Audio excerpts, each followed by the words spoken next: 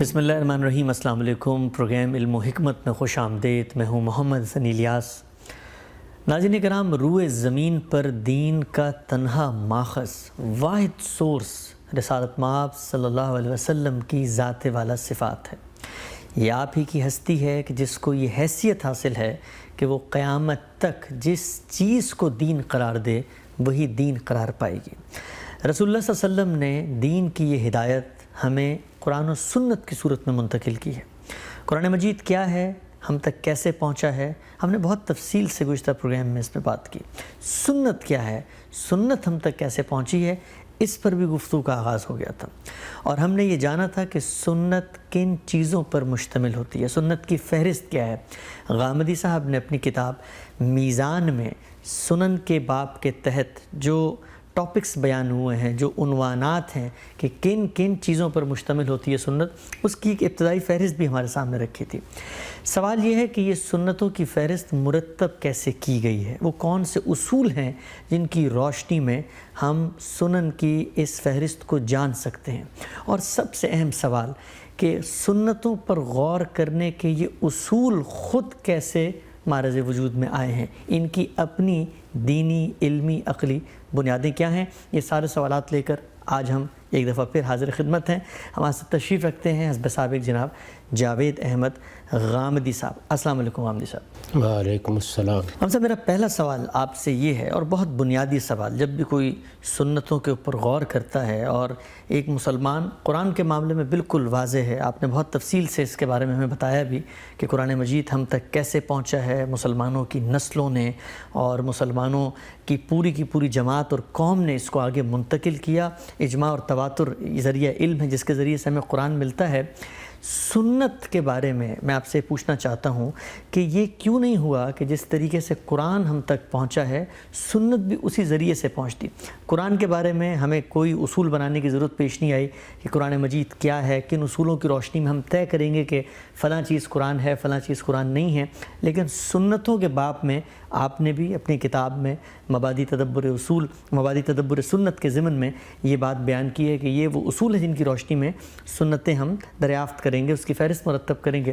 تو میرا آپ سے بنیادی سوال یہ ہے کہ کیا ضرورت پیش آئی کہ آپ نے اپنی کتاب میں کچھ اصول لکھے اور اس کی روشنی میں پھر سنتوں کی ایک فہرست مرتب کی؟ اس کی وجہ وہ تاریخی واقعہ ہے جو مسلمانوں کے ساتھ بھی ہوا۔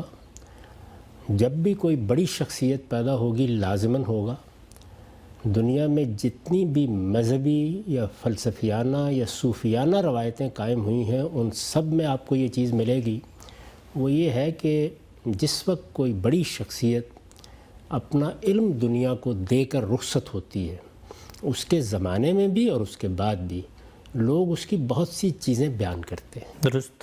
یہ چیز فطری ہے، اس کو آپ روک نہیں سکتے۔ یعنی آپ ایک کتاب لکھ دیں گے، آپ اپنی بات لوگوں کے سامنے متعین طریقے پر کسی لیکچر میں بیان کر دیں گے، آپ کسی چیز کی تعلیم دے دیں گے، یہ تو آپ کی طرف سے کام ہے جو کیا جا رہا ہے۔ لیکن آپ دنیا میں جئیں گے تو لوگ آپ سے ملنے کے لیے آئیں گے، آپ سے بات کریں گے، آپ سے سوالات کریں گے، آپ سے کوئی چیز پوچھیں گے، آپ کو کہیں کوئی تبصرہ کرنا پڑے گا، کسی چیز کی وضاحت میں کوئی بات کرنی پڑے گی۔ یہ چیزیں جو سننے والے لوگ ہیں وہ ہمیشہ آگے بیان کرتے ہیں۔ ٹھیک۔ اس کو آپ وقتی طور پر اگر روکنے کی بھی کوشش کریں تو آپ کی وہ کوشش وقتی طور پر ہی کامیاب ہوگی۔ یعنی یہ ہو نہیں سکتا کہ آپ ایک فطری عمل کو غیر فطری طریقے سے بند کر دیں۔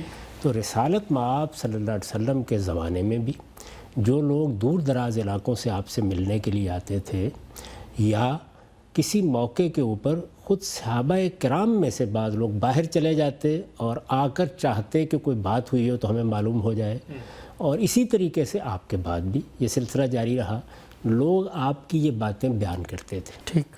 اس کے نتیجے میں دو طرح کی چیزیں آپس میں مل گئیں۔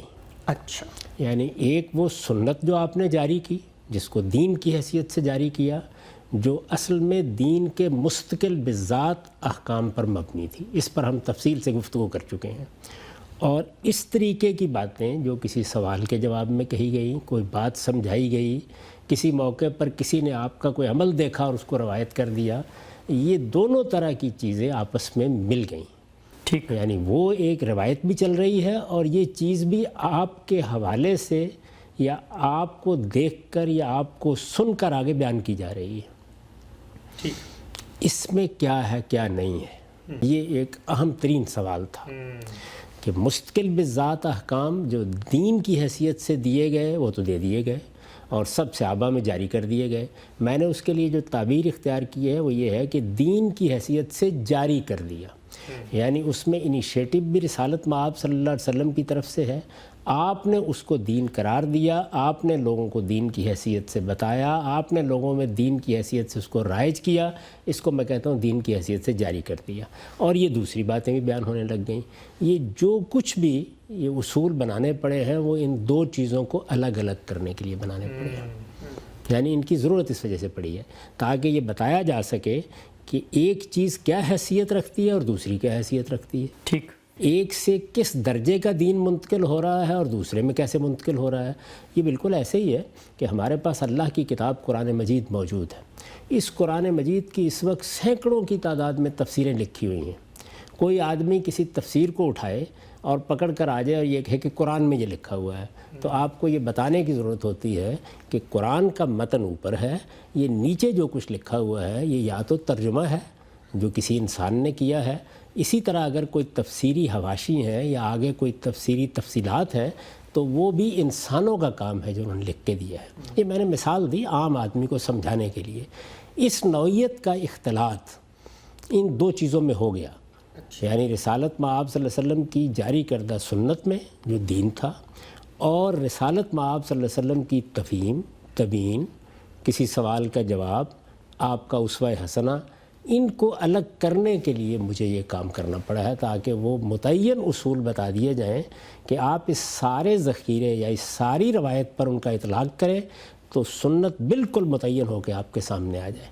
اس میں جو بنیادی چیز ہے وہ ایک ہی ہے کہ دین کے مستقل بذات احکام کو ان چیزوں سے الگ کر دیا جائے جو ان مستقل بذات احکام کی وضاحت میں کہی گئی ہیں، تفصیل میں کہی گئی ہیں، کسی سوال کے جواب میں کہی گئی ہیں، ان پر عمل کی کسی روایت کی حیثیت سے بیان ہوئی ہیں. ان کو الگ کر کے بیان کرنا ضروری تھا. ٹھیک ہے، ہم سب آگے بڑھتے ہیں. یہ بتائیے گا، ابھی آپ نے ذکر بھی کیا کہ یہ جو دین کی روایت ہے یہ تو تمام انبیاء کے ہاں ایک ہے، وہیں سے چلی آ رہی ہے. تو کیا رسول اللہ صلی اللہ علیہ وسلم سے پہلے بھی ایسے ہوا، کیونکہ وہ انبیاء بھی دین دے رہے ہیں اور اس میں مستقل بذات احکام بھی ہیں، تو ان کے جو مخاطبین ہیں، ان کے جو ساتھی ہیں، انہوں نے بھی انہی انبیاء سے اس دین سے الگ، اس دین سے علاوہ، اس کے سوا بھی کوئی انڈیپینڈنٹ رپورٹنگز جو ہیں وہ بھی آگے منتقل کی ہوں، جیسا کہ اس معاملے میں ہوا آپ نے بھی بیان کیا؟ وہاں تو صورتحال یہی ہے. اس وقت جو آپ کے پاس اناجیل اربع ہیں، یعنی جو 4 انجیلیں ہیں، جی، گاسپلز، یعنی جن میں ایک متی کی انجیل ہے، ایک مرکس کی انجیل ہے، ایک لوکا کی انجیل ہے، ایک یوحنا کی انجیل ہے، وہ اصل میں اسی طریقے سے الہامی کلام اور تاریخی بیان کو ملا دیتی ہیں. ٹھیک، اسے بھی الگ الگ کرنا پڑتا ہے. یہی صورتحال تورات کے ساتھ ہے. تورات ہمارے پاس اس طرح بھی موجود ہے کہ جس میں تاریخی روایتیں، یعنی سیدنا موسیٰ آ گئے ہیں، انہوں نے بات کی ہے، کوئی مسئلہ ہو رہا ہے، کسی موضوع کے بارے میں کوئی بحث پیدا ہو گئی ہے، خود ان کی امت کے اندر کوئی مسائل پیدا ہو گئے ہیں، وہ تاریخ بھی بیان ہو رہی ہے اور بیچ بیچ میں تورات کے طور پر جو اللہ کا الہام یا اللہ کی وحی ہے وہ بھی بیان ہو رہی ہے. تو وہاں پر وحی کو اور تاریخ کو الگ کرنے کی ضرورت تھی. ہمارے یہاں جہاں تک وحی کا تعلق تھا، یعنی قرآن مجید، وہ تو متعین طریقے سے الگ ہو گیا. اس کا اسلوب بالکل الگ تھا، اس کا انداز بالکل اور تھا، وہ الگ ہو گیا. تو وحی کے ساتھ، وحی سے مراد یعنی قرآن میں جو وحی ہے اس میں تو کوئی اختلاط کا سوال نہیں تھا. لیکن رسالت مآب صلی اللہ علیہ وسلم چونکہ سنت کی حیثیت سے ایک روایت جاری کر رہے تھے، اس میں اور آپ کے ساتھ ملاقاتیوں کی ان روایات میں اختلاط پیدا ہوا، اس سے فہم کے مسائل بھی پیدا ہوئے. ان کو الگ الگ کرنے کے لیے میں نے یہ خدمت انجام دی. ٹھیک ہے ہم صاحب. اچھا، ہم نے پہلے اس پر گفتگو بھی کی تھی، آپ نے بیان فرمایا تھا کہ کیا وجہ تھی کہ رسول اللہ صلی اللہ علیہ وسلم نے جس وقت قرآن نازل ہو رہا تھا اس وقت سیدنا عمر کو تورات وغیرہ کے مطالعے سے روک دیا تھا تاکہ کوئی خلط مبحث پیدا نہ ہو، قرآن مجید پورے طریقے، پورے اہتمام کے ساتھ لوگ اس کو لکھ لیں. تو میرا سوال آپ سے یہ ہے کہ سنت کے معاملے میں رسول اللہ صلی اللہ علیہ وسلم نے یہی پریکٹس کیوں نہیں اپنائی؟ یعنی کیوں نہیں ہوا کہ رسول اللہ صلی اللہ علیہ وسلم اس دوران بھی لوگوں کو منع کر دیتے، روک دیتے کہ میں ایک مستقل بذات دین کی ہدایت دے رہا ہوں جس نے قیامت تک محفوظ رہنا ہے، لہٰذا اہتمام سے اسی کی پابندی کرو، اسی کا استحضار تمہیں رہے اور اس کے علاوہ کوئی چیز نہ لکھو اس دوران تم؟ دونوں کے بارے میں آپ کو یہ روایات ملیں گی، یعنی قرآن کے بارے میں بھی آپ نے ایک ابتدا میں یہ تنبیہ کی، روایتوں کے بارے میں بھی یہ تنبیہ کی، لیکن یہ ایک غیر فطری بات تھی کہ اس کو بالکل روک دیا جائے۔ یعنی ایک وقتی نوعیت کی تنبیہ تو ہو سکتی تھی اور وہ کی بھی گئی، لیکن بعد میں جب یہ اندازہ ہو گیا کہ ہر چیز واضح ہے، سنت کو صحابہ کرام نے اخذ کر لیا ہے، قرآن ان کے ہاں ایک متعین صورت اختیار کر گیا ہے، تو پھر اس کو روکنے کی کوئی وجہ نہیں تھی۔ آپ ذرا یہ سوچیں کہ اگر اس کو روک دیا جاتا تو ہم کتنی بڑی دولت سے محروم ہو جاتے ہیں۔ یعنی اس وقت ہمیں یہ ضرورت محسوس ہوتی ہے کہ رسول اللہ صلی اللہ علیہ وسلم کے معمولات کو جانیں، آپ کے گھریلو زندگی کے حالات کو جانیں، صحابہ کے ساتھ آپ کس طرح محبت شفقت سے پیش آتے تھے اس کو جانیں، آپ کی سیرت کو معلوم کریں، آپ کے زمانے کو معلوم کریں۔ تو اس کا تو کوئی اور طریقہ ہی نہیں تھا اس وقت، یہی تھا کہ ملنے والے لوگ، سننے والے لوگ، دیکھنے والے لوگ بیان کر رہے تھے، تو اس کو مستقل طور پر نہیں روکا جا سکتا۔ ٹھیک، اچھا آن صاحب، یہ آپ نے فرمایا کہ یہ دونوں الگ الگ چیزیں ہیں اور آپ نے بالکل وضاحت سے بتایا کہ ان کی جو آپس میں ایک دوسرے سے الگ ہونے کے وجوہ اور علل ہیں وہ کیا ہیں۔ سوال میرا آپ سے یہ ہے کہ رسول اللہ صلی اللہ علیہ وسلم کے اولین مخاطبین صحابہ کرام جن کو سب سے پہلے قرآن و سنت کی یہ ہدایت دی گئی، تو کیا وہ بھی ان دونوں چیزوں میں کہ یہ دین کی مستقل ہدایت ہے قرآن و سنت کی صورت میں، اور یہ دوسری چیز جس کو آپ نے بھی بیان کیا، کیا وہ بھی اس میں فرق کرتے تھے؟ وہ دین کا حصہ کہ جو کافہ سے کافہ کو منتقل ہوا ہے، پوری مسلمان امت نے اس کو منتقل کیا ہے، اس کو وہ الگ بیان کرتے ہیں، اور جو اس طریقے سے چیزیں بیان ہو رہی تھی انہیں الگ بیان کرتے ہیں۔ البتہ یہ بات کہ سنت کے لفظ کا اطلاق صرف اس پہلے حصے پر کیا جائے، یہ وہ چیز ہے کہ جو میں نے کی ہے اور یہ بتایا ہے کہ کیوں کی ہے۔ اس کو آپ جب ان اصولوں کا جائزہ لیں گے تو پوری طرح جان لیں گے کہ یہ کیا خدمت انجام دی گئی ہے۔ یعنی یہ خدمت ہے، اس کے نتیجے میں نہ کوئی چیز دین سے نکلی ہے، نہ کوئی میں نے دین میں داخل کر دی ہے، وہی دین کا پورا کنٹینٹ ہے، اس کو ایک کیٹیگرائز کرنے کا عمل کیا گیا ہے۔ یعنی وہ کیا چیزیں ہیں کہ جن کو سنت کی حیثیت سے یا اس عنوان کے تحت آنا چاہیے، اور وہ کیا چیزیں ہیں کہ جن کو تفہیم، تبیین، اسوہ حسنہ، سیرت، سوانے کے عنوان کے تحت آنا چاہیے۔ یہ کام ہمیشہ بعد میں ہوا کرتے ہیں۔ یعنی جس وقت آپ دنیا سے رخصت ہو جاتے ہیں تو آپ کے کام کو اس طریقے سے متعین علوم میں ڈالنا یہ بعد کا کام ہے۔ آپ کا ایک مشن تھا، صحابہ کرام کی ساری مصروفیت اسی میں تھی۔ یعنی ایک دعوت پہنچائی جا رہی ہے، ایک پیغام دیا جا رہا ہے، ایک بڑی کشمکش برپا ہو گئی، اس میں جنگیں تک پیش آ گئی، ہجرت تک کرنی پڑ گئی، تو وہ کوئی علم کا دور نہیں ہو سکتا تھا۔ بعد ہی میں یہ سب ہوگا، اور ہمارے ہاں سارا علم اسی طرح ترتیب پایا ہے۔ یعنی رسالت میں آپ صلی اللہ علیہ وسلم سے متعلق جو باتیں بیان کی گئیں تو ان کے لیے آپ نے اصول بنائے نا بعد میں، یعنی روایت کو کب صحیح قرار دیا جائے گا، کب حسن قرار دیا جائے گا، کب وہ شاذ ہوگی، کب موزل ہوگی، کب مرسل ہوگی، کب موقوف ہوگی، یہ سارا فن بھی آپ نے ترتیب دیا۔ کیوں ترتیب دیا؟ اس لیے کہ یہ بعد ہی میں ہوا کرتا ہے۔ تو یہ ضروری تھا کہ جو چیزیں تفہیم، تبیین، سیرت، سوانے اور اسوہ حسنہ کے طور پر بیان ہو رہی ہیں ان کو الگ عنوان دیا جائے، اور سنت جو دین کا ماخذ ہے، جس میں دین کے مستقل بذات احکام بیان ہوتے ہیں، اس کو بالکل الگ عنوان دیا جائے، کیونکہ وہ سنت تو اصل میں دین کا وہ کانٹینٹ ہے جس سے معمولی انحراف بھی آپ کو دین سے الگ کر دیتا ہے۔ یہ چیزیں تحقیق کا تقاضا کرتے ہیں، یہ بنیادی طور پر تاریخی ریکارڈ ہے۔ اچھا، یہ جو آپ نے اصول اپنی کتاب میزان میں بیان فرمائے ہیں سنت پر غور و فکر کے، تو کیا یہ کہا جا سکتا ہے کہ ان کی جو بنیاد ہے، ان کا جو نظام فکر یا ان کے پیچھے جو اپسٹمالوجی ہے ان کی، وہ در حقیقت عقل ہے؟ یعنی انسانی عقل، انسانی شعور یہ تقاضا کرتا ہے کہ دین کے یہ مستقل بذات عملی احکام ہیں، ان کو علیحدہ ہونا چاہیے ہے، اور جو انڈیپینڈنٹ انڈیویجول رپورٹنگز ہیں ان کو ان سے الگ کر لینا چاہیے. تو کیا یہ اسٹیٹمنٹ درست ہوگی؟ ہم ان اصولوں پر ابھی آئیں گے اور ایک ایک کر پہ ان پہ تفصیلاً آپ سے بات بھی کریں گے. لیکن کیا یہ کہا جا سکتا ہے کہ جتنے اصول آپ نے سنت پر غور و فکر کے بیان کیے ہیں اس کی بنیاد در حقیقت انسانی عقل میں پائی جاتی ہے؟ دیکھیے بات یہ ہے کہ رسالت باب صلی اللہ علیہ وسلم نے کام دو کیے ہیں، تو اس وجہ سے ان دونوں کو الگ ہونا ہی چاہیے. یعنی اس میں تو عقل استعمال کرنے کی بھی ضرورت نہیں ہے، واقعے کا بیان ہے یہ. ٹھیک. یعنی واقعہ ہوا ہی اس طرح ہے. رسول اللہ صلی اللہ علیہ وسلم نے قرآن دیا تو ایک واقعہ ہے نا. تو جب میں اس کو بیان کروں گا کہ قرآن بالکل الگ اللہ کی کتاب کی حیثیت سے رسول اللہ نے دیا ہے، تو یہ واقعے کا بیان ہے. یعنی اتنی عقل تو اس کو بیان کرنے کے لیے بھی چاہیے کہ آدمی مجنون نہ ہو. لیکن یہ تو ایک بالکل ہی سادہ بات ہے نا. ایسی ہی صورتحال یہاں ہے.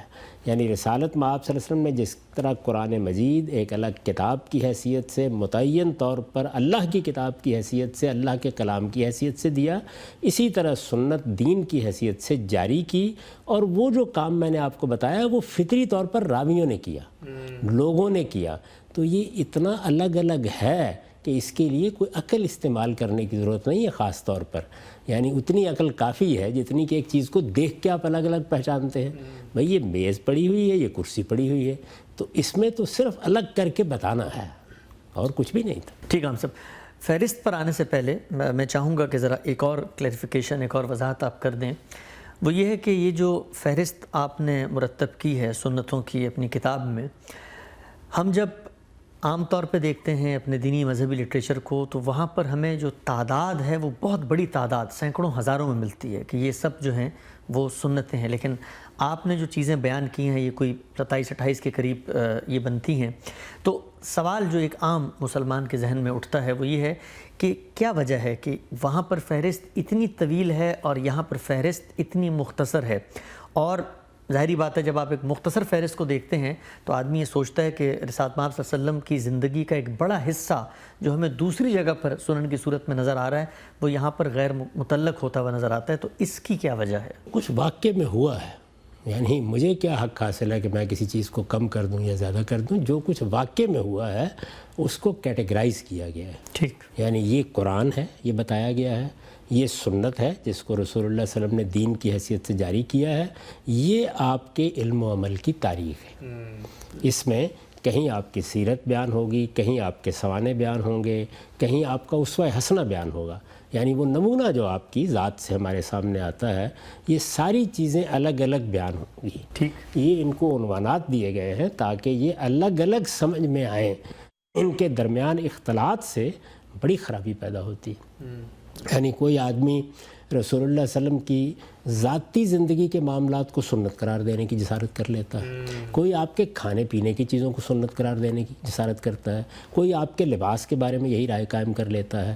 تو اس وجہ سے یہ ضروری تھا کہ آپ کی ایک تاریخ ہے آپ کے علم و عمل کی، جس میں آپ کا اسوہ حسنہ بھی ہے، آپ کی تفہیم بھی ہے، تبیین بھی ہے، آپ کی سیرت بھی ہے، آپ کے سوانح بھی ہیں، اور آپ کا دیا ہوا دین بھی ہے. تو یہ واقعے میں الگ ہیں دونوں چیزیں، ان کو الگ پیش کرنے کی ضرورت تھی. بس اتنی خدمت ہی میں نے انجام دی. درست. آگے بڑھتے ہیں ہم سب. یہ جو اصول ہیں اس میں جو پہلا اصول آپ نے اپنی کتاب میں بیان کیا کہ سنت صرف وہی چیز قرار پا سکتی ہے جو اپنی نوعیت کے اعتبار سے دین ہو.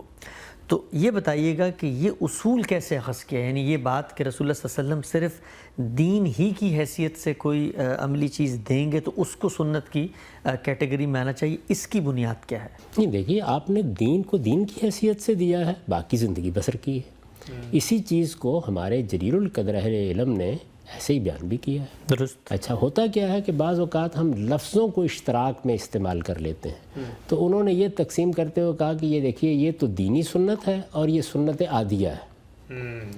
میں نے اس کو بالکل الگ کر دیا. یہ بتا دیا کہ رسالت مآب صلی اللہ علیہ وسلم نے قرآن دیا تو ایک عالم کا یہ فرض ہے، اس کی ذمہ داری ہے کہ وہ قرآن کو بالکل الگ کر کے آپ کو دے.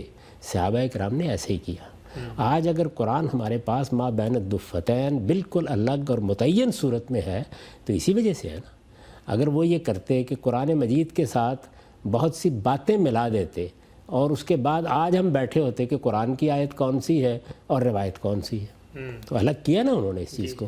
بالکل اسی طرح جو عمل کی روایت رسالت مآب صلی اللہ علیہ وسلم نے دین کے لیے قائم کی، یہ ضروری تھا کہ اس کو بھی الگ کیا جائے. اچھا، وہ اگر آپ الگ نہیں کریں گے تو پھر میں نے آپ سے عرض کیا ہے کہ اس میں تو پھر ذاتی زندگی کی بے شمار چیزیں جو ہیں وہ دین بن جائیں گی. تو رسول اللہ صلی اللہ علیہ وسلم نے بار بار خود لوگوں کو یہ بات بتائی. قرآن مجید نے رسول اللہ صلی اللہ علیہ وسلم کا تعارف کرایا، اس سے پہلے کے پیغمبروں کا تعارف کرایا. تو کیا کہا؟ یہ کہا کہ شرع لکم من الدین ما وصی بہ نوح والذی اوحینا الیک، کہ ہم نے آپ کے سپرد دین کیا ہے، اور یہ دین وہی دین ہے جو ہم نے اس سے پہلے کے پیغمبروں کو دیا تھا. ٹھیک. ما وصی بہ نوح والذی اوحینا الیک وما وصینا بہ ابراہیم وموسیٰ وعیسیٰ، یعنی پیغمبروں کا نام لے کے بتایا کہ یہ دین ہم نے ان کو دیا تھا. اور یہ دین دے کر کیا نصیحت کی تھی؟ یہ نصیحت کی تھی کہ انا اقیم الدین، تم کو اس دین پر عمل پیرا ہونا ہے، اس کو اپنی زندگی کا دستور بنانا ہے. تو پیغمبر اس کے لیے آئے تھے. ٹھیک. یعنی وہ اس لیے نہیں آئے تھے کہ وہ آپ کو یہ بتائیں کہ دیکھو میں کھاتا کیا ہوں، میں پہنتا کیا ہوں، میں نے فلاں موقع کے اوپر اپنی بیویوں کے ساتھ کیا بات کی ہے، میں نے کوئی جنگ کے لیے اسلحہ بنایا ہے تو اس کی کیا نوعیت ہے. یہ سب چیزیں ان کی زندگی میں بھی اسی طرح پیش آتی تھیں جس طرح ہماری زندگی میں پیش آتی ہیں. لیکن جس چیز کو وہ دین کی حیثیت سے جاری کر رہے تھے، یہ فرق خود انہوں نے کر دیا. یعنی یوں نہیں ہے کہ ہم نے یہ فرق کیا ہے، یہ فرق رسالت مآب صلی اللہ علیہ وسلم نے ہر موقع پر کیا، قرآن نے ہر موقع پر کیا. بار بار یہ کہا کہ یہ دین ہے جو ان کو دیا گیا ہے، اس دین کی پیروی کرو، یہ دین ہے جو تمہیں اختیار کرنا ہے. باقی جہاں تک رسالت مآب صلی اللہ علیہ وسلم کی زندگی کا تعلق ہے تو اس میں ظاہر ہے کہ آپ کی ایک معاشرت ہے، آپ کی ایک تہذیب ہے، آپ کا ایک پس منظر ہے، آپ کے کچھ رسوم ہیں، آپ کے کچھ رواج ہیں، آپ کا ایک لباس ہے، آپ کا رہن سہن ہے، آپ کے کھانے پینے کے کچھ چیزیں ہیں. وہ ساری چیزیں جتنی ہیں وہ آپ کی معاشرت سے پیدا ہوتی ہیں. وہ سیدنا موسیٰ علیہ السلام کی ان کی معاشرت سے پیدا ہوں گی، سیدنا مسیح علیہ السلام کی ان کی معاشرت سے پیدا ہوں گی. دین کیا ہے جو دیا ہے انہوں نے، یہ اصل چیز ہے. تو جس چیز کو رسول اللہ صلی اللہ علیہ وسلم نے دین کی حیثیت سے جاری کیا، جیسے جس چیز کو آپ نے قرآن قرار دیا اسی کو قرآن کی حیثیت سے پیش کیا جائے گا نا. تو جس چیز کو آپ نے دین قرار دیا اسی کو دین کی حیثیت سے پیش کیا جائے گا. تو اس لیے یہ پہلا اصول متعین کر کے بتایا گیا کہ ہر حال میں دین ہی کو سنت کے زیر عنوان ہونا چاہیے، کیونکہ پیغمبر کی حیثیت سے، یعنی رسالت مآب صلی اللہ علیہ وسلم کی ایک شخصی حیثیت ہے، وہ کیا ہے؟ وہ محمد بن عبداللہ کی ہے. اور ایک آپ کی پیغمبرانہ حیثیت ہے. پیغمبرانہ حیثیت سے جو چیز آپ نے دی وہ واضح طور پر دین کہہ کے دی، واضح طور پر دین کہہ کے سکھائی، واضح طور پر دین کہہ کے اس کو جاری کیا. تو یہ چیزیں ہیں جن کو الگ کرنا لازم تھا. چنانچہ میں نے اس میں جو پہلا اصول بیان کیا ہے اس میں یہ بھی بتایا ہے کہ قرآن مجید نے پیغمبروں کے سپرد کیا چیز یہ پہنچانے کے لیے، یا تو پھر قرآن مجید یہ کہہ دیتا کہ یہ پیغمبر آ گئے ہیں اور اب اس کے بعد جو یہ کھائیں وہ تم کھاؤ گے، جو یہ پئیں وہ تم پیو گے، جو پہنے وہ تم پہنو گے. یہ تو قرآن نے کہیں نہیں کہا. یہ کہا ہے یہ میرا دین لے کر آئے ہیں. ارسل رسولہ بالہدی و دین الحق، اللہ نے اپنے رسول کو ہدایت دے کے اور دین حق دے کے بھیجا ہے. تو جو دین حق یا ہدایت آپ کے پاس ہے اس کو الگ کرنا یہ آپ نے خود کر دیا. ہم تو صرف اس کو بیان کر رہے ہیں کہ یہ آپ نے یہ دین دیا تھا ہمیں، اور اس کو متعین کرنے کے لیے لوگوں کو توجہ دلا رہے ہیں کہ ایسے اس کو متعین کر کے سمجھیں بھی اور اختیار بھی کریں. ٹھیک. اچھا غم صاحب، ہم یہ دیکھتے ہیں کہ جو صحابہ کرام ہیں رسول اللہ صلی اللہ علیہ وسلم کے اولین مخاطبین، ان کو جب رسول اللہ صلی اللہ علیہ وسلم کی طرف سے کوئی ہدایت دی جاتی ہے یا وہ خود آگے بڑھ کے ان سے کوئی رہنمائی لیتے ہیں تو ان کی زندگیوں میں یہ کیٹیگرائزیشن کہ صرف نوعیت کے اعتبار سے کوئی چیز دین ہو وہی رسول اللہ سے لی جائے گی، اس کے علاوہ نہیں لی جائے گی، اس سے کچھ مختلف مثالیں سامنے آتی ہیں. مثلا میں ایک مثال آپ کے سامنے رکھ دیتا ہوں. گزشتہ دنوں ہی آثار کے مطالعے میں میرے سامنے آئی کہ صحابہ کرام تو یہاں تک کہتے ہیں کہ ہم جو قضائے حاجت ہے اس تک کے آداب رسالت مآب صلی اللہ علیہ وسلم سے معلوم کرتے تھے. تو یہ جو کیٹیگرائزیشن آپ نے کی ہے یہ صحابہ کرام کی زندگی میں کیوں نہیں نظر آتی ہمیں؟ نہیں، یہ دین کا فریم ورک ہے. ہمارے دین کا جو کانٹینٹ ہے اس میں 4 چیزیں ہیں. اگر آپ استقراء کے طریقے کے اوپر پورے دین کے مشمولات کا جائزہ لیں تو اس میں 4 چیزیں ہیں. پہلی چیز کیا ہے؟ عبادات، یعنی بندے اور اللہ کے تعلق کے لیے جو مراسم سکھائے گئے ہیں سب پیغمبروں نے سکھائے ہیں، رسالت باب صلی اللہ علیہ وسلم نے بھی سکھائے، یعنی ہمیں نماز کیسے پڑھنی ہے، روزہ کیسے رکھنا ہے، یہ مراسم عبودیت ہے۔ دوسرے کیا ہے؟ بدن کی طہارت۔ تو بدن کی طہارت تو دین کا حصہ ہے، اس لیے وہ یہ کہہ رہے ہیں کہ ہم اس چھوٹی سے چھوٹی چیز کو بھی دین کی اللہ کے پیغمبر سے سیکھتے تھے، یعنی آپ دین پہنچانے کے معاملے میں اس حد تک جزرس تھے کہ چھوٹی چھوٹی چیزوں میں بھی ہمیں بتاتے تھے کہ دین کیا ہے اور دین تم سے کیا تقاضا کرتا ہے۔ تو بدن کی طہارت دین کا حصہ ہے، ٹھیک، یعنی ہمیں طہارت اختیار کرنی ہے، زندگی میں اختیار کرنی ہے، معاملات میں اختیار کرنی ہے، ہمیں اپنی طہارت کی بنیاد کے اوپر کچھ آداب کی رعایت کرتے ہوئے نماز پڑھنی ہے، روزہ رکھنا ہے۔ تو طہارت ہمارے دین کا ایک بہت بڑا حصہ ہے، بدن کی طہارت۔ دو چیزیں، تیسری چیز کیا؟ خور و نوش میں طیبات اور خبائث کا فرق کرنا، یعنی کھانے پینے کی چیزوں میں کیا چیز پاکیزہ ہے کھانے کے لیے اور کیا پاکیزہ نہیں ہے کھانے کے لیے۔ تو وہ دین ہے، وہ بتائیں گے جب پیغمبر تو دین بتا رہے ہوں گے۔ اور آخری چیز کیا ہے؟ اخلاق کی طہارت۔ تو یہ دین کا حصہ ہے، اس وجہ سے یہ مثال صحیح نہیں ہے۔ ٹھیک عام صاحب، چند مثالیں میں آپ کے سامنے اور رکھتا ہوں، اور اس اصول کی روشنی میں کہ کوئی چیز اپنی نوعیت کے اعتبار سے جب تک دین نہیں قرار پائے گی، سنن کی فہرست میں وہ نہیں آ سکتی۔ کچھ مثالیں آپ کے سامنے رکھتا ہوں۔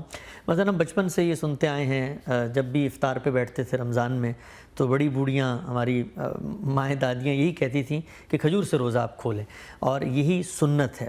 تو سوال میرا آپ سے یہ ہے کہ یہ جو کھجور سے روزہ کھولنے کو لوگ سنت میں شمار کرتے ہیں اور مسلمان کے معاشروں میں یہ بات عام ہے، تو یہ پھر جو فلٹر ہے کہ نوعیت کے اعتبار سے دین ہو، کیا اس میں یہ شامل ہوتی ہے؟ مثلا دین نے خورنوش کے بارے میں کوئی ایک آداب بتائے ہیں کہ وہ طیب ہونی چاہیے، تو کیا یہ اس کے ضمن میں آ سکتی ہے؟ نہیں، دیکھیے یہ رسالت مآب صلی اللہ علیہ وسلم کا اسوہ حسنہ ہے۔ ٹھیک، اس کے لیے صحیح عنوان یہ ہے، یعنی اگر تو آپ کسی موقع پر یہ بتا رہے ہیں کہ فلاں چیز کھانی حرام ہے، فلاں حلال ہے، فلاں چیز کھانی مکروہ ہے، فلاں چیز کھانی مستحب ہے، اگر یہ بتا رہے ہیں تو دین بتا رہے ہیں۔ ٹھیک، کھانے پینے کی چیزوں میں جو چیز آپ نے بتانی ہے وہ کیا ہے؟ چیزوں کا طیب اور خبیث ہونا، اور اس میں ظاہر ہے کہ خبائث قرآن مجید نے بتا دیا سب حرام ہے، ممنوع ہے، اور طیبات سب حلال ہے۔ تو یہ تو دین کی وضاحت ہوگی اگر آپ ایسا کریں گے۔ لیکن معمولات آپ کے، تو ظاہر ہے کہ آپ کے علاقے میں اگر کوئی پھل ہے تو آپ وہی کھائیں گے، آپ کے ہاں کوئی چیز میسر ہے تو وہی دسترخوان پر آئے گی، تو یہ آپ کا اسوہ حسنہ ہوگا۔ یعنی آپ کا نمونہ کیا ہے کہ 2 کھجوریں بھی کافی ہیں کہ آدمی روزہ کھول لے، اس کے لیے کوئی بڑے اہتمام کی ضرورت نہیں ہوتی۔ یہ نمونہ ہے جو آپ کی زندگی کا ہمارے سامنے آتا ہے، یا دوسرے لفظوں میں تعبیر کیجئے تو رسالت مآب صلی اللہ علیہ وسلم کی سیرت ہے۔ اس کے لیے صحیح عنوان یہ ہوگا، اس کے لیے صحیح عنوان سنت نہیں ہے۔ اچھا ہم سب، ہمارے علماء جب ترغیب دیتے ہیں اس طرح کے اعمال کی، تو اس میں جو پیش نظر چیز ہوتی ہے وہ تو یہی ہے نا کہ لوگ رسول اللہ صلی اللہ علیہ وسلم کے یہ جو اسوہ ہے، آپ کی جو عادات و خصائص ہیں، آپ کی زندگی کے جو معمولات، جس طریقے سے آپ کام کرتے تھے، ان کو اپنی زندگی میں اڈاپٹ کریں، ان کو اپنائیں، تاکہ ایک اپنائیت اور محبت کا جو جذبہ ہے وہ بڑھے، یہ وارفتگی کی افزونی ہو۔ تو یہ جو عمل ہے اگر کوئی شخص اس نیت سے کرتا ہے تو پھر تو وہ اجر کا مستحق تو ہوگا، اور ایک مستحسن بات تو ہوگی نہیں۔ وہ تو رسالت مآب صلی اللہ علیہ وسلم کے ساتھ محبت کرنا، آپ کی زندگی کو اختیار کرنا، آپ سے زندگی کے آداب سیکھنا، یہ بڑی برکت کی بات ہے۔ ٹھیک، اس لیے کوئی بھی مسلمان اگر یہ کرتا ہے لیکن عقل سے کرنا چاہیے۔ مثال کے طور پر کوئی آدمی اگر یہ کہے کہ میں روزہ کھجوروں سے کھولوں گا، اس لیے کہ حضور عام طور پر کھجوروں سے روزہ کھولتے تھے، یا نمک سے روزہ کھولتے تھے، یا پانی سے روزہ کھولتے تھے، مختلف روایتوں میں چیزیں آتی ہیں، تو ٹھیک، بڑی اچھی بات ہے، اس میں محبت کا اظہار بھی ہو رہا ہے، ایک سادگی بھی ہے، رسالت مآب صلی اللہ علیہ وسلم کی یاد بھی تازہ رہتی ہے، اور آپ کی یاد یا آپ سے محبت وہ خود دین ہے اپنی ذات میں۔ لیکن وہ اسی چیز کو آگے بڑھاتا ہے اور یہ کہتا ہے کہ پاکستان کی افواج کو تمام اسلحہ بحیرہ عرب میں ڈال دینا چاہیے، کیونکہ رسول اللہ صلی اللہ علیہ وسلم ٹینکوں سے اور توپوں سے نہیں لڑتے تھے، پرانی تلواریں نکالنی چاہیے، اور تلواریں بھی بالکل اسی طریقے کی نکالنی چاہیے. تو آپ کہیں گے نا کہ یہ ایک احمقانہ بات ہے, ایسا نہیں ہونا چاہیے, یہی کہیں گے نا. اچھا, اسی طریقے سے ہمارے ہاں بہت سواریاں ایجاد ہو گئی ہیں, کاریں ہیں, آپ کے ہاں جہاز ہیں, معلوم نہیں کیا کیا چیزیں, اور آگے کیا ایجاد ہوں گی. ایک شخص یہ کہتا ہے کہ دیکھیے جی میں نے تو یہ فیصلہ کر لیا ہے کہ اس کا کوئی امکان ہی نہیں ہے, سب لوگوں کو میں اس کی ترغیب دوں گا کہ وہ گدھے پر یا گھوڑے پر یا اونٹ پر سواری کیا کریں, یہی ہمارے صحنوں میں بندھے ہوں گے, انہی پر ہم جائیں گے, یہ سنت ہے. تو آپ کہیں گے نا کہ یہ ایک احمقانہ بات ہے. تو اس لیے اسوے کو اپناتے وقت اس میں کوئی شک نہیں کہ یہ محبت کی بات ہے.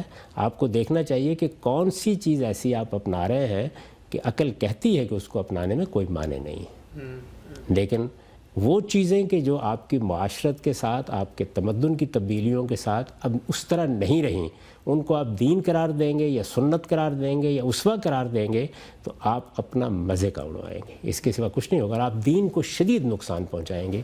اسی چیز کو شاہ ولی اللہ نے اس طرح بیان کیا تھا کہ ایسی چیزوں کے بارے میں یہ کہنا کہ یہ سنت ہے یا دین ہے, یہ خود بدعت ہے. درست. اور رسالت باب صلی اللہ علیہ وسلم نے سختی کے ساتھ اس سے روکا ہے. ان چیزوں کو بس یہیں رکھ کے بیان کرنا چاہیے کہ آپ یہ کہیں کہ حضور ایسا کرتے تھے, اور یہ بتا دیں کہ نہ یہ سنت ہے, نہ یہ دین ہے, نہ اس کی پابندی ضروری ہے, یہ محبت کی بات ہے. ہم اپنی پسندیدہ شخصیات کے ساتھ ایک تعلق خاطر محسوس کرتے ہیں, اور بہت سی چیزیں وہ کرتے ہیں کہ جو ان کو پسند تھیں, لیکن یہ عقل کے ساتھ کرنی چاہیے, اور ان میں سے کسی چیز کو دین قرار نہیں دینا چاہیے.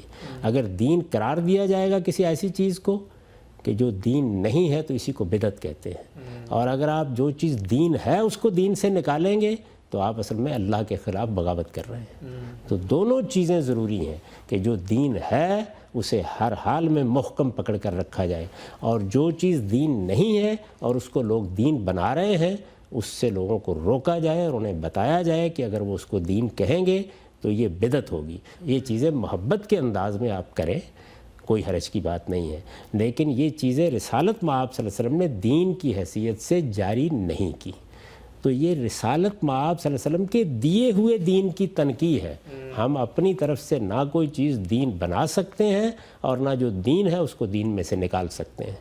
تو یہ چیز ہے جس کو سامنے رکھ کر میں نے وہ واقعہ نقل کیا ہے اس اصول کے تحت, کہ جس میں خود رسالت مآب صلی اللہ علیہ وسلم جب تشریف لائے اور مدینے میں آپ نے دیکھا کہ لوگ کھجوروں کو گابا دیتے ہیں, پیمند لگاتے ہیں, اس کو تعبیر نخل کہا جاتا ہے عربی زبان میں, دیکھا اور اس پر کوئی تبصرہ کر دیا.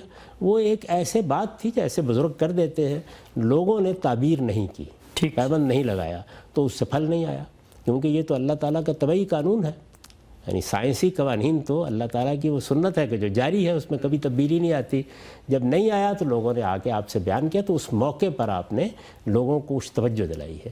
ذرا آپ وہ سن لیجئے. میں آپ کو بتا دیتا ہوں کہ رسالت مآب صلی اللہ علیہ وسلم نے خود کتنی خوبی کے ساتھ اس کو واضح فرمایا. آپ نے فرمایا کہ انما انا بشر, میں بھی ایک انسان ہی ہوں. اچھا. اذ امرتکم بشیء من دینکم فخذوا بہ, جب میں تمہارے دین کے متعلق تمہیں کوئی حکم دوں تو اسے لے لو. ٹھیک. وَإِذْ أَمَرْتُكُمْ بِشَيْءٍ مِّن رَأْيٍ فَإِنَّمَا أَنَا بَشَرٌ, اور جب میں اپنی رائے سے کچھ کہوں تو میری حیثیت بھی اس سے زیادہ کچھ نہیں کہ میں ایک انسان ہوں. فَإِنِّي إِنَّمَا ظَنَنْتُ ظَنًّا فَلَا تُؤَاخِذُونِي بِالظَّنِّ, میں نے اندازے سے ایک بات کہی تھی.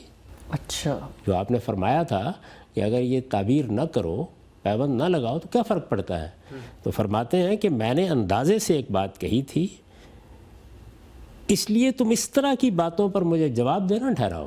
درست. وَلَٰكِنْ إِذَا حَدَّثْتُكُمْ عَنِ اللَّهِ شَيْئًا, یعنی میں نے اس سے پہلے جو بات کہی تھی اس پر مجھے جواب دینا ٹھہراؤ جو گمان اور رائے پر مبنی تھی. ہاں, جب میں اللہ تعالیٰ کی طرف سے تمہیں کچھ کہوں تو اسے لے لو. اچھا. فَخُذُوا بِهِ فَإِنِّي لَنْ أَكْذِبَ عَلَى اللَّهِ, اس لیے کہ میں اللہ پر کبھی جھوٹ نہیں باندھوں گا. انتم عالم بامور دنیاکم, تم اپنے دنیوی معاملات کو بہتر جانتے. اچھا, یہ رسول اللہ صلی اللہ علیہ وسلم نے خود صراحت سے یہ مسلم کی روایت ہے, آپ اس کو مسلم میں دیکھ سکتے ہیں. یہ 6126 6128 رقم کے ساتھ یہ روایت مسلم میں ہے, صحیح مسلم میں, اور یہ حدیث کی کتابوں, دوسری کتابوں میں بھی آپ کو مل جائے گی. اس میں رسالت مآب صلی اللہ علیہ وسلم نے خود اس اصول کو بیان فرما دیا. یعنی یہ اصول بالکل عقلی اصول بھی ہے, قرآن مجید نے بھی اسی چیز کو بیان کیا ہے. پیغمبروں کو دین دینے والے، اللہ کی وہ ہدایت جو دین کی حیثیت سے نازل ہوتی ہے، وہ ہدایت پہنچانے والوں کی حیثیت سے مبعوث فرمایا ہے.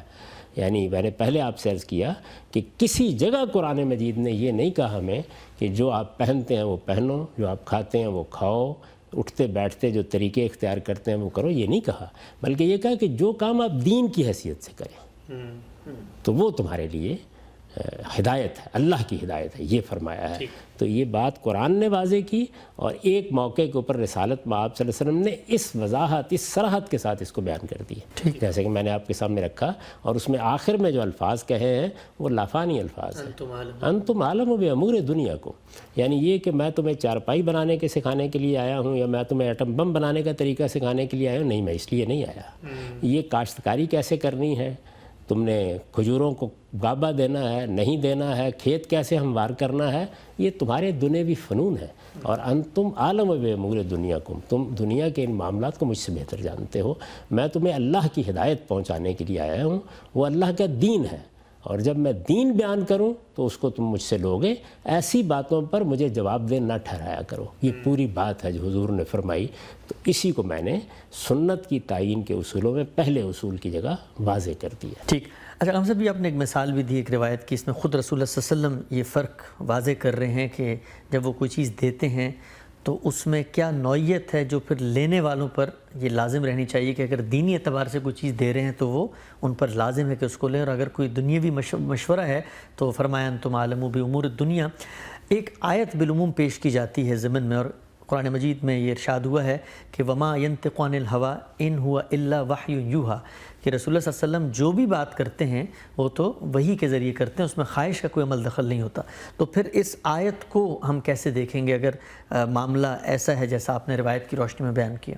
نہیں، وہ تو بالکل آپ واضح طور پر اس میں قرآن مجید کو پڑھیں، آپ پر واضح ہو جائے گا، بالکل واضح ہو جائے گا کہ وہ قرآن کا ذکر ہو رہا ہے. درست. یعنی یہ پیغمبر جو ہے یہ قرآن تمہارے سامنے پیش کر رہا ہے، یہ قرآن کو تمہیں پڑھ کے سنا رہا ہے. اس کی زبان فیض ترجمان سے جو کلام نکل رہا ہے، یہ کوئی اپنی خواہش سے نہیں یہ بات کرتے، یہ وہی ہے جو ان کی طرف کی جاتی ہے. اس کے بعد آگے بتایا ہے کہ اس کے لیے ہم نے ان کا انتخاب کس طرح سے کیا تھا، اور پہلی اور دوسری وحی کا واقعہ کیسے پیش آیا تھا. یعنی اس میں در حقیقت اللہ کی کتاب قرآن مجید کا نزول زیر بحث ہے سورہ نجم میں. آگے بڑھتے ہیں ہم سب. اچھا، یہ جو بنیادی اصول آپ نے بیان کیا کہ نوعیت کے اعتبار سے اس چیز کو دین ہونا چاہیے، میرا سوال یہ ہے کہ کیا جو مذہب پر غور و فکر کی ایک روایت ہے، اہل علم علماء ہیں، وہ کسی عمل کے دینی اور غیر دینی ہونے پر بھی اختلاف مطلب کر سکتے ہیں آپس میں، یا یہ بھی بالکل سرٹین اور قطعی اور ایک ایبسولوٹ ریالٹی ہے کہ کون سی چیز دین ہے، کون سی چیز دین نہیں ہے؟ مثلا میں ایک مثال سے بات واضح کر دیتا ہوں. ہمارے ہاں داڑھی کو سنت میں شمار کیا جاتا ہے، اور اس کی ایک دینی جس کو آپ کہتے ہیں حیثیت بھی بیان کی جاتی ہے، یہ کہہ کر کے جو لوگ اللہ کو مانتے ہیں یہ ان کی ایک علامت کے طور پر مقرر کر دی گئی ہے. آپ کا اس سے مختلف نقطہ نظر ہے. انشاءاللہ جب داڑھی کا موضوع زیر بحث آئے گا سنتوں میں ہم اس پر تفصیل سے بات کریں گے. لیکن میں پوچھنا آپ سے چاہتا ہوں کہ کیا اس کا بھی امکان ہے کہ کسی عمل کے دینی اور غیر دینی ہونے میں بھی علماء آپس میں کیا اختلاف کر سکتے ہیں؟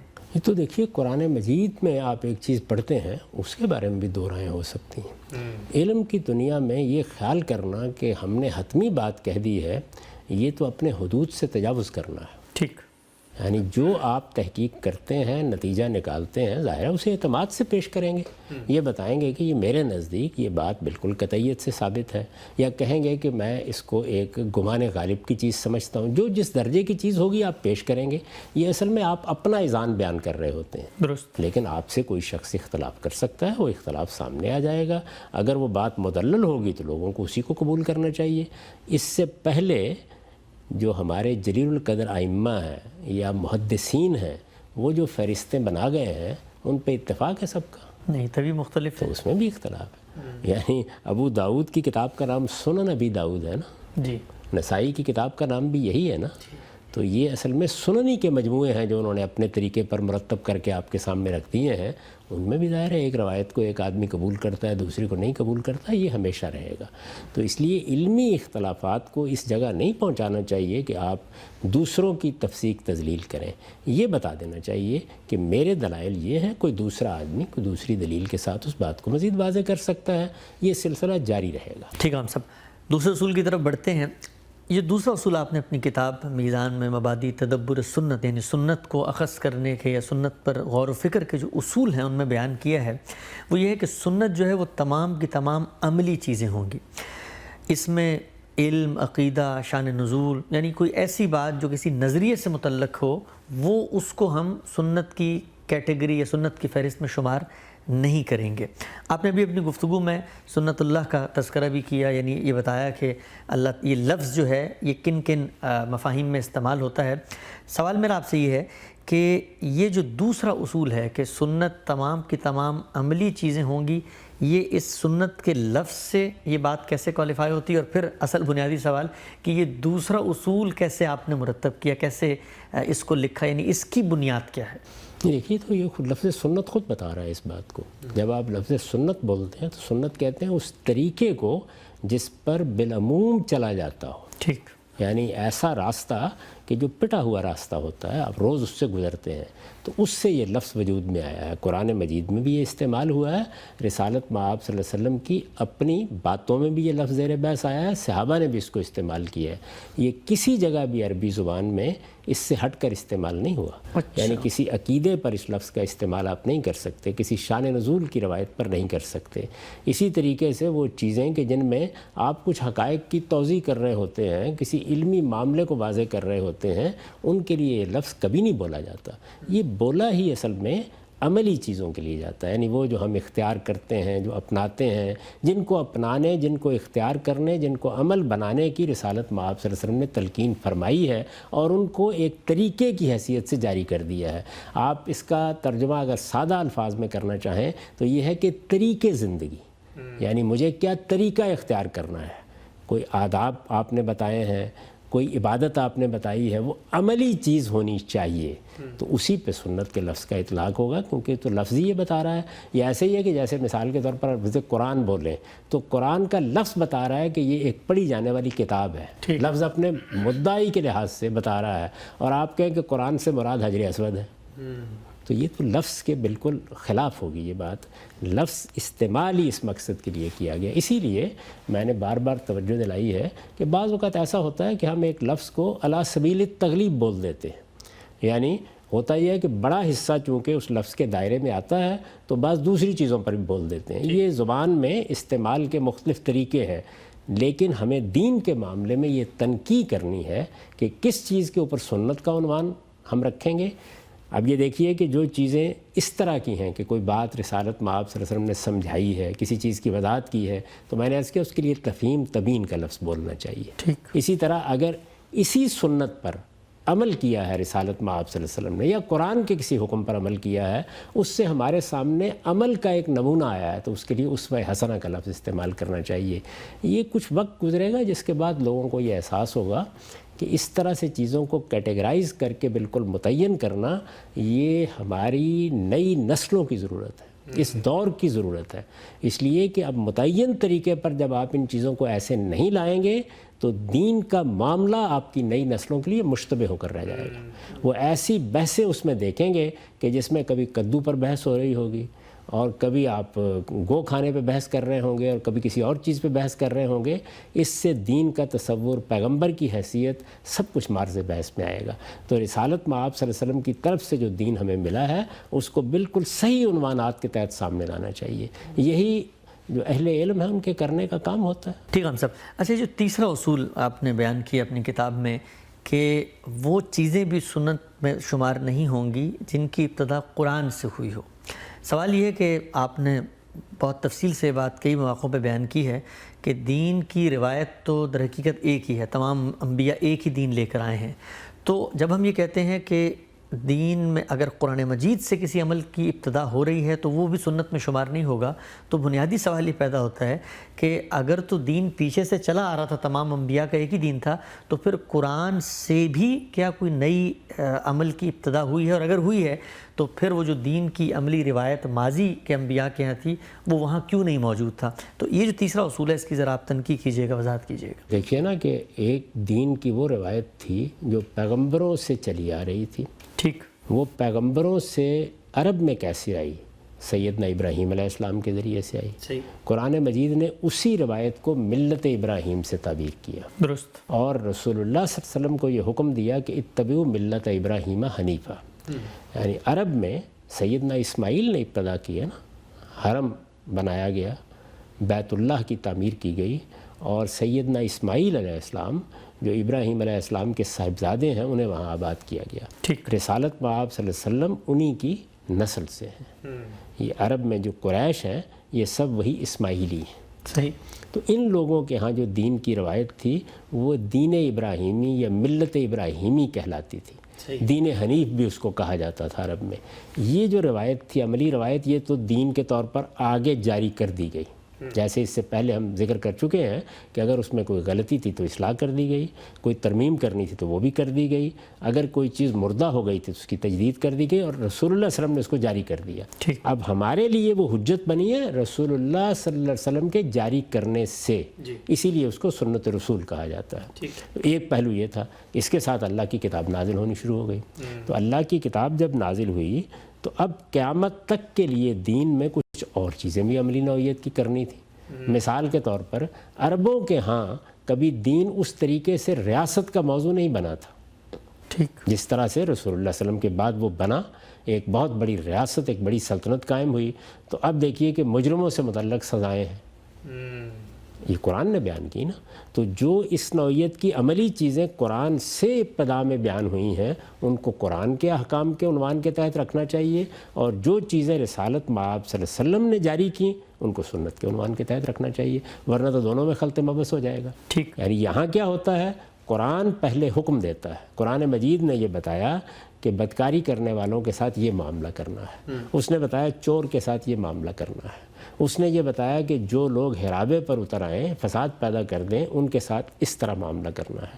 اب یہ قرآن مجید نے بتایا, اس پر بھی تو رسالت مآب صلی اللہ علیہ وسلم نے عمل کیا, لیکن یہ قرآن کا حکم ہوگا اور اس کا عنوان بھی یہی رہنا چاہیے جس پر اللہ کے پیغمبر نے عمل کیا. یعنی ابتدا قرآن سے ہوئی. اب دیکھیے یہاں پہ کیا ہوگا, ابتدا قرآن سے ہو گئی, حکم قرآن سے سامنے آ گیا, اس حکم پر عمل کرنے کا نمونہ رسالت مآب صلی اللہ علیہ وسلم نے پیش کیا. اس نمونے کی تفصیلات کس عنوان کے تحت رکھیں گے, اسوہ حسنہ. یعنی اللہ نے حکم دیا, وہ حکم قرآن میں ہے, اس کا ماخذ قرآن مجید ہے, لیکن اس پر عمل کے لیے ہم رسالت مآب صلی اللہ علیہ وسلم کی سیرت کو جب دیکھیں گے تو ظاہر ہے کوئی عنوان چاہیے نا اس کے لیے, کیونکہ یہ آپ نے سنت کے طور پر جاری نہیں کیا. لیکن باقی جتنی چیزیں ہیں ان کو آپ دیکھیں جو آپ نے جاری کی. نماز رسالت مآب صلی اللہ علیہ وسلم نے جاری کی. ٹھیک. پورے قرآن مجید میں کسی جگہ پر بھی نماز کو ابتدا کرنے کی کوئی آیت نہیں. یعنی پہلے سے ایک جاری چیز کا ذکر ہو رہا ہے, اس کے بارے میں بات ہو رہی ہے, اس سے متعلق تاکید کی جا رہی ہے, اس سے متعلق کوئی رعایت دی جا رہی ہے, پہلے سے جاری. روزے, رمضان کے روزے رسول اللہ صلی اللہ علیہ وسلم نے جاری کر دیے, لوگ روزے رکھنے لگ گئے. رمضان کے روزے مسلمان امت کے اندر ایک سنت کی حیثیت سے رائج کر دیے گئے. اب قرآن مجید نے اس پر گفتگو کی. پہلی ہی آیات میں دیکھیے یہ کہا ہے کہ یہ روزے اگر کسی وقت چھوڑنے پڑ جائیں تمہیں تو دوسرے دنوں میں تعداد پوری کر لو. یہ نہیں بتایا کہ وہ رکھے کب جائیں گے, وہ تو طے ہے, رکھے جا چکے ہیں. جمعے کا ذکر کیا, کیسے کیا کہ اذا نودی للصلاۃ من یوم الجمعہ, جب جمعے کے دن نماز کے لیے اذان دی جائے. جمعہ ایک روایت کی حیثیت سے رسالت مآب صلی اللہ علیہ وسلم جاری کر چکے ہیں. اسی طرح کا معاملہ حج کا ہے, اسی طرح کا معاملہ عمرے کا ہے, اسی طرح عام زندگی کے آداب ہیں جن کی فہرست میں نے آپ کے سامنے پڑھ کر سنا دی تھی. تو یہ تمام چیزیں حضور نے جاری کی, قرآن بھی ان کا ذکر کرتا ہے. بہت شکریہ غام صاحب. ہمارے پروگرام کا یہاں پر وقت ختم ہوتا ہے. ناظرین کرام, آج ہم نے بہت تفصیل سے غامدی صاحب سے یہ سمجھنے کی کوشش کی کہ سنت کی وہ عملی روایت جو رسول اللہ صلی اللہ علیہ وسلم نے قیامت تک مسلمانوں کے لیے جاری فرمائی ہے, اس کی تعین کے اصول کیا ہیں. ہم نے 3 اصولوں پر غور کیا اور سمجھنے کی کوشش کی کہ جن کے ذریعے سے ہم دین کے ان مستقل بذات عملی احکام کی کیٹیگرائزیشن کر سکتے ہیں۔ تیسرا اصول جو غامدی صاحب نے بیان کیا کہ وہ چیزیں بھی سنت نہیں کہلائیں گی کہ جن کی ابتدا قرآن سے ہوئی ہو، اس پر کچھ بہت بنیادی سوالات ابھی باقی ہیں۔ مثلا یہ کہ وضو کا ذکر ہمیں قرآن میں ملتا ہے لیکن غامدی صاحب نے اس کو سنت کی فہرست میں شمار کیا ہے۔ اسی طریقے سے ہم یہ دیکھتے ہیں کہ طلاق کے احکام ہمیں قرآن مجید میں ملتے ہیں لیکن ان کو بھی غامدی صاحب نے سنت کی فہرست میں رکھا ہے، اور میراث کے احکام ہمیں قرآن میں ملتے ہیں، وہ سنت کی فہرست میں تو نہیں ہے، لیکن کیا یہ عملی احکام پہلی دفعہ قرآن مجید ہی میں سامنے آئے تھے؟ بہت سارے سوالات ہیں جو سنت کے موضوع پر ابھی باقی ہیں۔ انشاءاللہ آئندہ پروگرام میں اس کو آگے بڑھائیں گے۔ کوئی فیڈ بیک دینا چاہیں تو ہمیں ای میل کیجئے۔ میزبان محمد حسن الیاس کو یاد دیجئے۔ اللہ حافظ۔